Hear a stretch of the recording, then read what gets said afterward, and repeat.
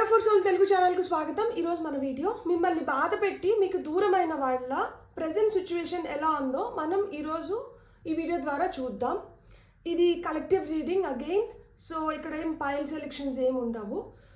So చూద్దాం మిమ్మల్ని ఎవరైతే బాధ పెట్టారో వాళ్ళ ప్రజెంట్ సిచ్యువేషన్ ఎలా ఉంది అనేది మనం ఇప్పుడు టారో ద్వారా చూద్దాం.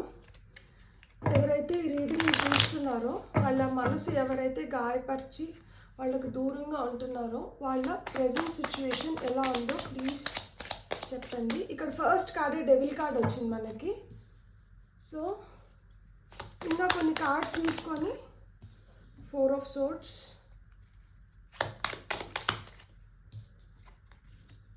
Nine of Pentacles,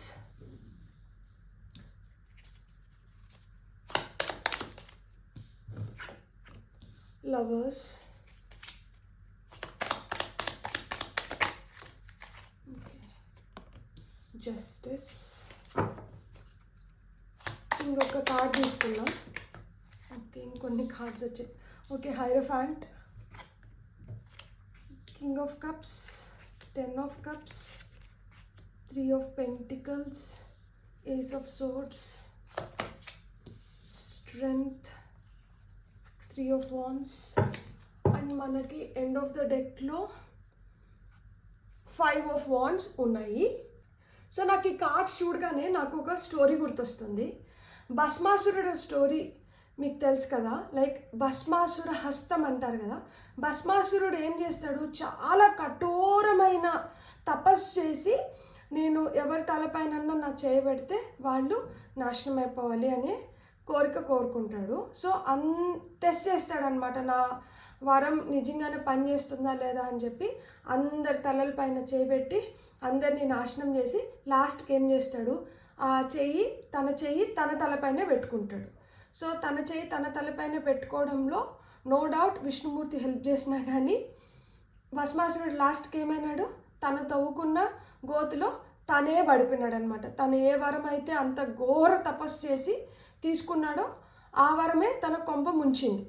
సో ఇక్కడ కూడా ఏంటంటే వీళ్ళు ఎంత స్వార్థంగా అయితే మీతో బిహేవ్ చేసినారో వీళ్ళ స్వార్థం వీళ్ళకే లాస్ట్కి నష్టాన్ని తీసుకొని వచ్చి పెడుతుంది అనమాట.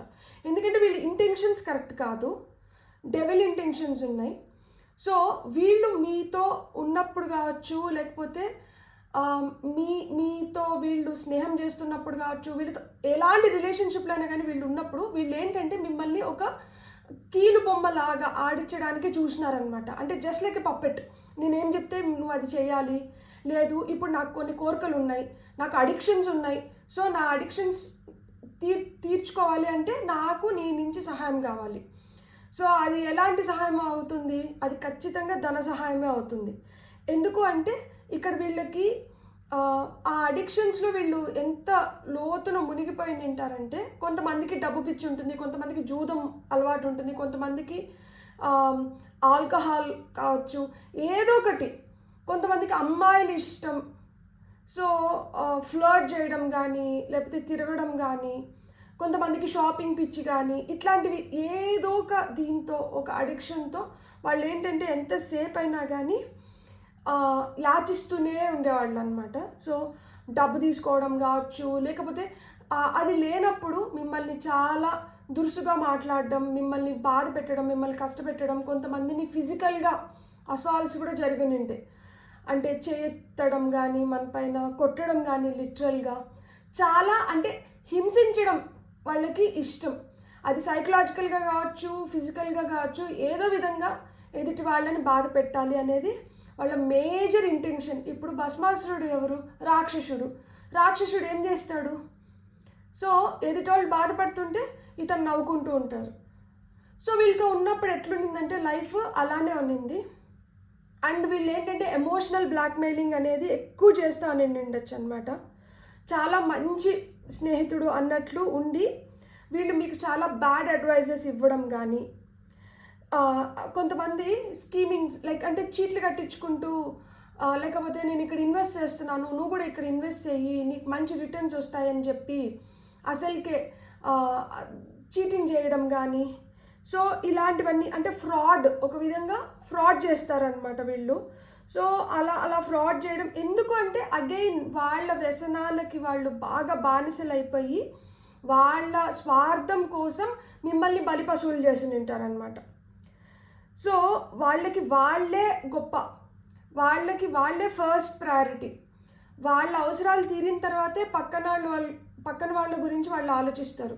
సో వాళ్ళలో అణువున స్వార్థం ఉంది.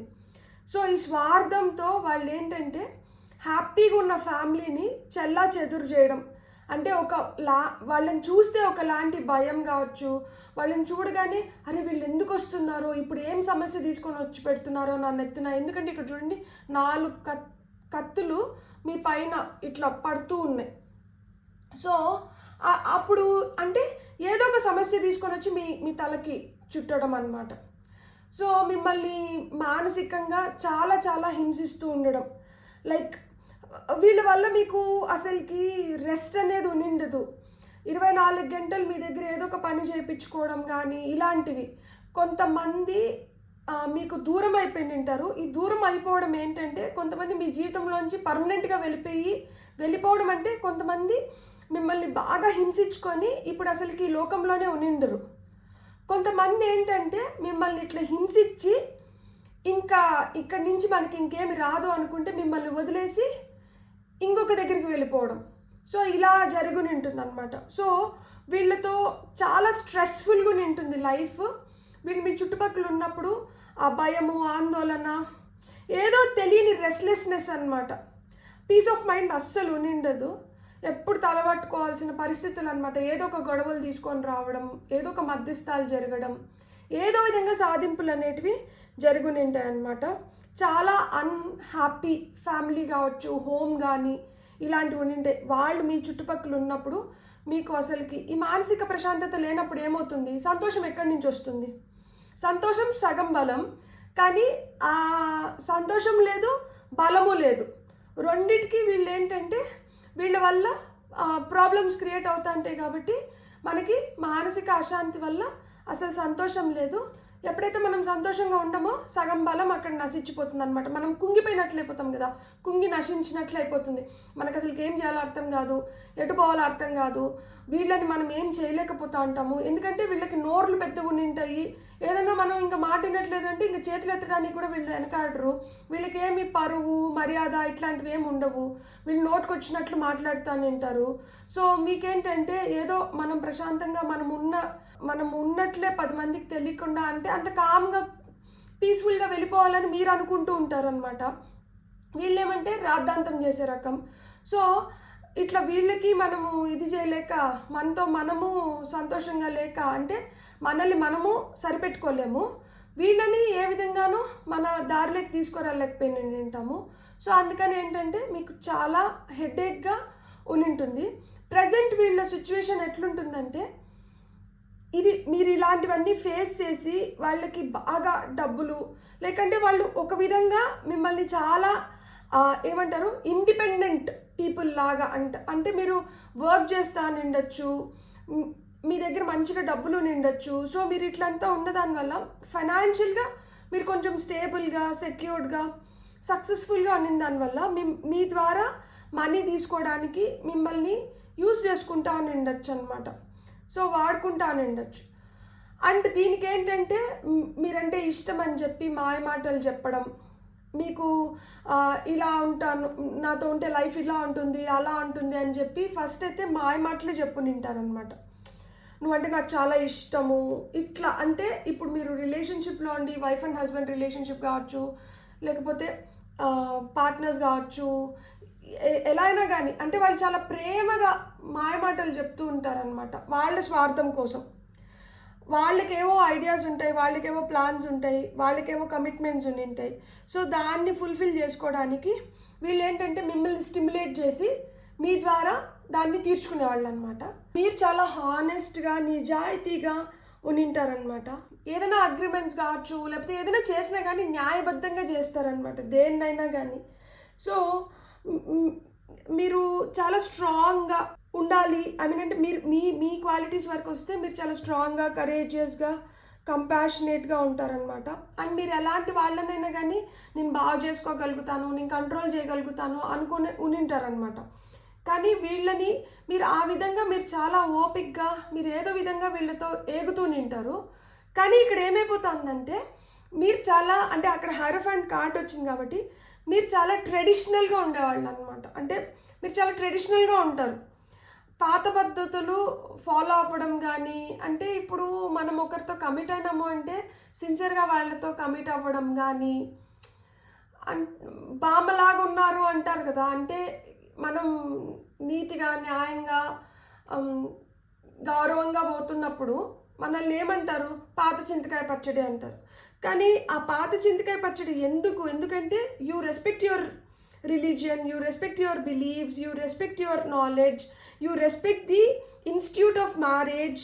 సో మీరేంటంటే మీరు దానివల్ల మీకు ఆ ఓల్డ్ బిలీవ్స్ ఉన్న దానివల్ల మీరు ఒక మంచి పెంపకం నుంచి వచ్చిన దానివల్ల మీరేంటంటే దానికి కట్టుబడి ఉంటారనమాట. దానికోసం ఏ విధంగానే కానీ నిలబడాలి అనేది మీ మీ ఎక్స్పెక్టేషన్స్ ఉండింటాయి. దానికోసం మీరు చాలా కష్టపడుతూ ఉంటారనమాట. ఇది కొంతమంది ఫారిన్లో ఉండిండొచ్చు. ఇది ఎవరైతే చూస్తున్నారో, ఎందుకంటే ఇక్కడ 3 of Wands ఉంటే మూవింగ్ అబ్రాడ్ కానీ ట్రావెల్ ఇట్లా మాదిరి ఉంటుంది. సో అంటే ఇది కాబట్టి కొంతమంది ఫారిన్ ల్యాండ్ పైన కూడా ఇలాంటివి చవి చూస్తూ ఉండిండొచ్చు, లేకపోతే ఇలాంటివి జరిగి ఇప్పుడు వాళ్ళు మీ లైఫ్లోంచి వెళ్ళిపోయి ఉండొచ్చు. వీళ్ళతో చాలా కాన్ఫ్లిక్టింగ్గా ఉంటుంది, ఆర్గ్యుమెంట్స్ జరుగునింటాయి, ఫైటింగ్స్ జరుగునింటాయి, డిసగ్రిమెంట్స్ వల్ల మీరు విడిపోవాల్సిన పరిస్థితిలోకి వచ్చి ఉంటుందన్నమాట. సో ఈ కయోస్ అంటే డిఫెన్స్ లీగ్ పడిపోతారనమాట. మనం ఏదైనా ఒక మాట అడిగినామంటే చాలా కంట్రోల్ చేసుకొని వాళ్ళు 10 తప్పులు చేస్తున్నప్పుడు మనం ఓపిక బట్టి ఓర్పుతో ఉండి ఆ 11వ తప్పప్పుడు నువ్వు ఎందుకు ఇలా చేసినావంటే ఇంకప్పుడు విధ్వంసం సృష్టిస్తారనమాట. అప్పుడు వాళ్ళల్లో ఉన్న డెవిల్ బయటకు వస్తుంది. సో ఇలా ఉన్న సిచ్యువేషన్లో వాళ్ళు మిమ్మల్ని వదిలిపెట్టి వెళ్ళిపోయి ఉంటారు. వాళ్ళు వదిలిపెట్టి వెళ్ళిపోయేటప్పుడు కూడా మీతో బాగా పెద్ద గొడవ వేసుకొని బాగా రాద్ధాంతం చేసేసి ఇంకా అట్లా వెళ్ళిపోయి ఉంటారనమాట. ఒక విధంగా తప్పించుకొని వెళ్ళిపోయారు వాళ్ళు. ఇక్కడ చూసారా మౌత్ మాస్క్లు ఉన్నాయి అంటే వాళ్ళ ఐడెంటిటీని కూడా వాళ్ళు కొంచెం మాస్క్ చేసి ఉంటారనమాట. అంటే ఇంకొకరి పేరు చెప్పి కొంతమంది డైరెక్ట్గా గొడవపడి వెళ్ళిపోయి ఉంటారు. ఇంకొంతమంది ఏంటంటే మా అమ్మ ఒప్పుకోలే, మా నాన్న ఒప్పుకోలేదు, ఇట్లాంటివి. ఇంకొంతమందికి ఏంటంటే థర్డ్ పార్టీ ఇన్వాల్వ్మెంట్ ఉంటుంది. ఇంకెవరితోనో వాళ్ళ రిలేషన్షిప్ని కాపాడుకోవడానికి ఇక్కడ ఏదో విధంగా మీతో విడిపోవడానికి వాళ్ళు ప్రయత్నం చేసి వెళ్ళిపోయి ఉంటారు. సో ఇది సిచ్యువేషన్. అయితే వాళ్ళు ప్రజెంట్ ఎలాంటి సిచ్యువేషన్లో ఉండింటారు అనేది మనం చూద్దాం. ప్రజెంట్ వాళ్ళు ఎలా ఉన్నారు. ఓకే, ఇక్కడ 2 కార్డ్స్ ఫ్లిప్ అయినాయి, అక్కడ ఒక కార్డ్ పడిపోయింది. చూడండి, 8 of Swords, 4 of Wands, Page of Pentacles. So మనం ఇంకొక 2 కార్డ్స్ తీసుకుందాం. 2 కార్డ్స్ తీసుకొని చెప్తాను. మెజిషియన్,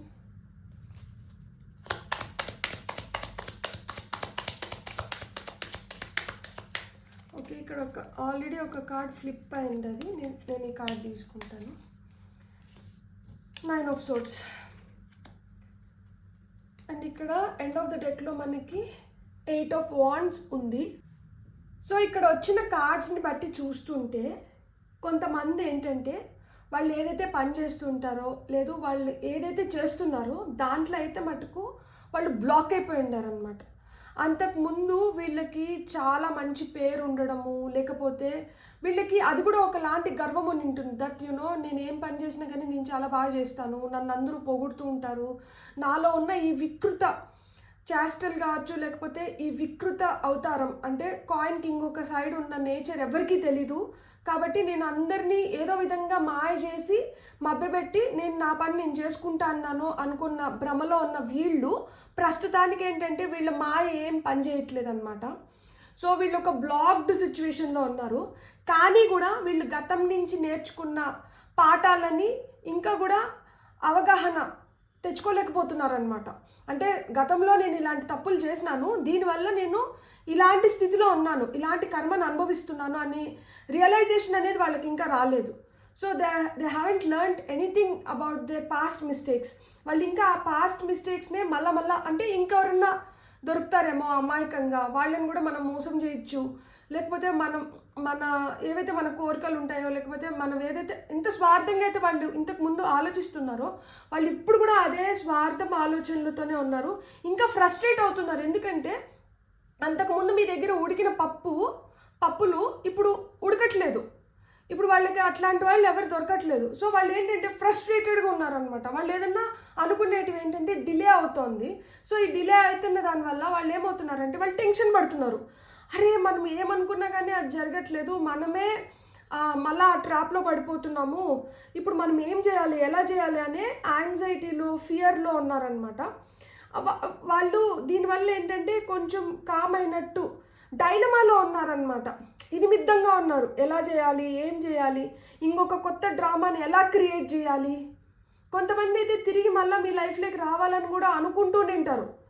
ఎందుకు అంటే ఇప్పుడు వాళ్ళకి జరగట్లేదు కదా, మీ దగ్గర ఉన్నప్పుడు జరిగినట్లు జరగట్లేదు కదా, కాబట్టి వాళ్ళకి అలాంటి థాట్స్ కూడా ఉంటాయి కొంతమందికి.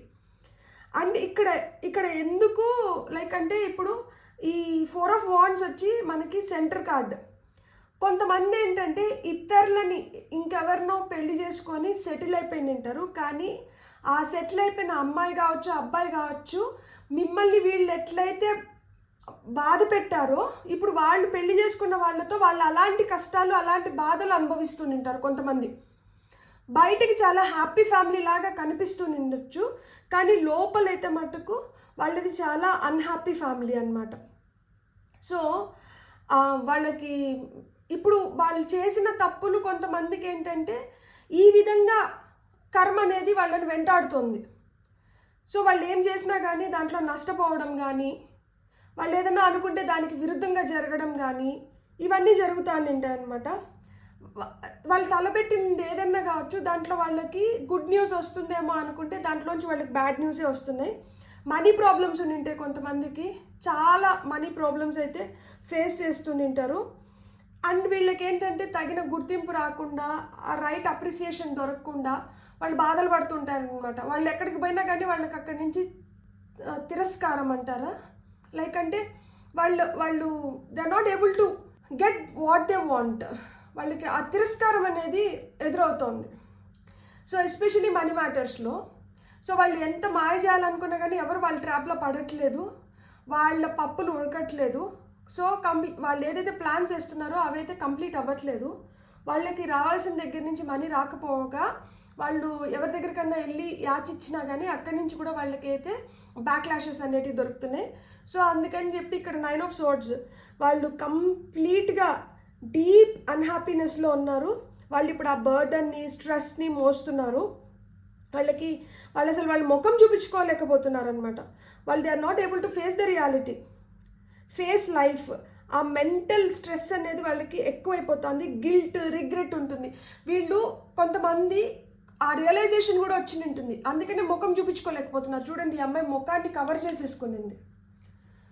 సో ముఖాన్ని కవర్ చేసేసుకున్నారు. సో అంటే వాళ్ళకి అరే మనం ఎంత నీచంగా బిహేవ్ చేసినాము, లేకపోతే మనం వీళ్ళని ఎంత హర్ట్ చేసినాము, ఈరోజు మనం ఇలా చేసిన దానివల్ల కదా మనం ఇంత అనుభవిస్తా ఉన్నాము అనే రిగ్రెట్, అలాంటివన్నీ అయితే ఉన్నాయన్నమాట.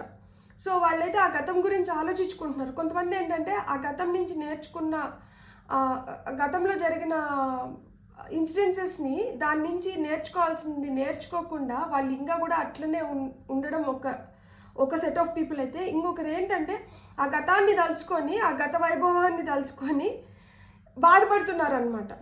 అరే మనం ఇలా చేసినామా, మనం ఇలా బిహేవ్ చేసినామా, ముఖం కూడా చూపించుకోలేకపోతాండమే, ఇలాంటి స్థితిలో మనం ఎందుకున్నాము, ఇలాంటి స్థితిలోకి మనల్ని మనం ఎందుకు తీసుకొని వచ్చినాము, మనం ఇంత దిగజారాల్సిన అవసరం ఏముంది. ఎందుకుందంటే ఇక్కడ డబ్బులు, లిటరల్గా డబ్బులు, వ్యసనాలు, డెవిల్ కార్డ్ చెప్తాను ఇంట్లో. అంటే మీరైతే బరాయిచ్చేసినారు, మీరైతే సర్దుకుపోయినారు, మీరు ఏదో విధంగా వీళ్ళని అక్కును చేర్చుకోవాలని చూసినారు, కానీ అది కొరకడానికి కొయ్యి అయిపోయింది. సో మనకి బంగారు బాతుకథ గుర్తు తెచ్చుకుందాం ఇక్కడ ఒకసారి.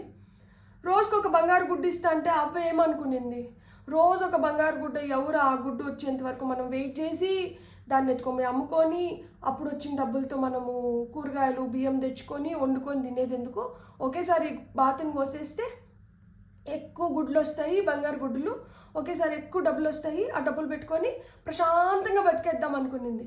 అంతకుముందు అసలుకి ఆమె పరిస్థితి ఏంది? ఆ బంగారు గుడ్డు కూడా లేదు, తిండి లేదు, ఏం లేదు. అంత దీన స్థితిలో ఉన్నప్పుడు ఆ బాధ వచ్చి, నీకు నేను హెల్ప్ చేస్తాను, నీకు రోజు ఒక బంగారు గుడ్డు ఇస్తాను, నువ్వు వెళ్ళు, నీ పొట్టకు కావాల్సిన ఆ ఫుడ్ని నువ్వు తెచ్చుకో, నువ్వు హ్యాపీగా ఉండు అని చెప్పి సహాయం చేస్తే ఆ బాతుని ఏం చేసింది? తన స్వార్థానికి దాన్ని చంపేసి దాని పొట్టలో చూస్తే ఒక్క బంగారు గుడ్డే ఉన్నింది. ఆ తర్వాత అవ్వకేమర్థమైంది? అతిగా స్వార్థపడితే, అతిగా మనము ఏదో చేయాలని చూస్తే అసలుకే మోసం వస్తుంది అనేది అవగతమైంది. కానీ అప్పట్లోపల పుణ్యకాలం కాస్త గడిచిపోయింది కదా. ఇప్పుడు ఇక్కడ వీళ్ళ పరిస్థితి కూడా అదే. వీళ్ళు before they got realized what they have lost everything already వాళ్ళ చేతిలోంచి అంతా వెళ్ళిపోయింది. ఇంకా పోవడానికి ఏం లేదు. సో అదేదో విధంగా మళ్ళీ వెనక్కి తిరిగి వస్తుందేమో అని కొంతమంది హోప్ఫుల్గా ఉన్నారు. సో కానీ వాళ్ళకి అర్థం కాదు ఏంటంటే, it is already out of hands, out of control వెళ్ళిపోయింది చాలా ఫాస్ట్గా. సో ఇప్పుడు వీళ్ళని ఇంకా ఎవరు ఎంటర్టైన్ చేయరు. వీళ్ళ పరిస్థితి అయితే మటుకు ఇలా ఉంది. చాలా స్టక్ ఫీలింగ్ ఉంది, స్లీప్లెస్ నైట్స్ గడుపుతున్నారు. ఫినాన్షియల్గా కొంతమంది వీక్ అయిపోయి ఉంటారు, కొంతమంది ఏంటంటే అన్హ్యాపీ ఫ్యామిలీస్లో స్టక్ అయిపోయినారు, కొంతమంది ఏంటంటే వాళ్ళ మ్యాజిక్ వర్క్ అవ్వట్లేదు. సో చాలా దారుణమైన స్థితిలో అయితే వీళ్ళు ఉన్నారు. ఒకవేళ ఇంకా ఈ స్థితిలోకి రాకపోతే త్వరలో అయితే ఈ స్థితిలోకి వస్తారు. కానీ ఎప్పటి లోపల వస్తారు ఇవన్నీ అవసరం లేదు మనకి. ఎందుకంటే కర్మ అనేది దాని పని అది చేసుకొని వెళ్ళిపోతుంది, ముందు వెనకాల అంతే, ఒకరోజు అటు ఇటు. కానీ పరిస్థితి అయితే మటుకు ఇంతే దారుణంగా అయితే ఉంటుందన్నమాట. సో ఏదో చేయాలనుకొని ఇంకేదో చేసి ఈ కష్టాలను తెచ్చిపెట్టుకున్నారు. చూడండి, trapped in fear, same 8 of Swords intuition చెప్తోంది, వాళ్ళ మనస్సాక్షి చెప్తోంది, మనం చాలా పెద్ద తప్పు చేసేసినాము, ఇంకా మనం ఎంత బాధపడినా కానీ, ఇంకా మనం ఎంత ఆలోచించినా కానీ, మనం ఎవరినైతే బాధ పెట్టినామో, మనం ఎవరి ద్వారా అయితే మనం లాభం పొంది మనల్ని ఎవరైతే హక్కును చేర్చుకొని మనల్ని నమ్మినారో వాళ్ళనే మనం దారుణంగా వెన్నుపోటు పొడిచి, దారుణంగా దూషించి, దారుణంగా వాళ్ళని హింసించి, ఈరోజు మనం ఏం బాధపడినా కానీ మనకి ఏమీ రాదు అనేది వాళ్ళకి అర్థమైంది. ఇంకొక కార్డ్ తీసుకుందాం. సో ఫైనల్ కార్డ్ వీళ్ళకైతే ఏమొస్తుంది? Okay, moment, choices, decision. So ఏదో విధంగా ముందుకు పోవాలని చూస్తుంటారు, ఏం చాయిసెస్ ఉన్నాయా అని ఎతుకుతుంటారు, ఏ డెసిషన్ తీసుకోలేక సతమతం అవుతున్నారనమాట. సో ఇక్కడ చూడండి, 8 of Wands, end of the డెక్లో 8 of Wands, accelerated motion. So ఎదురు చూపుల్లో అయితే ఉన్నారు, ఏదో విధంగా మనం ఏదన్నా పొందవచ్చేమో ఆ హోప్తో బతుకుతున్నారు. కానీ హోప్లెస్ సిచ్యువేషన్లో ఉన్నారనేది వాళ్ళకి బాగా అర్థమవుతుంది. కానీ మనిషిని ఏది నడిపిస్తుంది అంటే హోపే నడిపిస్తుంది. కాబట్టి ఏదో విధంగా మనకి ఈరోజు కాకపోతే రేపు మంచి రోజు వస్తుందేమో అని ఎదురు చూస్తున్నారు. కానీ మీరు ఒకరిని అంత దారుణంగా ఇది చేసినప్పుడు మీకు మటుకు మంచి రోజులు ఎట్లా వస్తాయి? మనం మంచి కర్మ చేస్తే మనకి మంచి తిరిగి వస్తుంది, మనం చెడు చేస్తే మనకి చెడే తిరిగి వస్తుంది. వీళ్ళు ఒకవేళ ఈ చెడులో కూడా ఏదో మంచి చేసిందంటే ఆ మంచి వీళ్ళకి వెనక్కి వచ్చేదానికి చాలా మీక్ ఛాన్సెస్, అంటే చాలా తక్కువ ఛాన్సెస్ ఉన్నాయి. సో మీతో తప్పుగా ఉన్నా కానీ ఇంకెవరితో అన్నా మంచిగా ఉండింటే ఆ పుణ్యం ఏదన్నా ఉంటే వాళ్ళని కాస్తుందేమో. కానీ అదర్వైజ్ మీతో వాళ్ళు ఉన్న దీని ప్రకారం చూస్తుంటే మటుకు they are trapped in fear. Beautiful. God bless. మీకు నా రీడింగ్ నచ్చితే please like, share and subscribe. Thank you.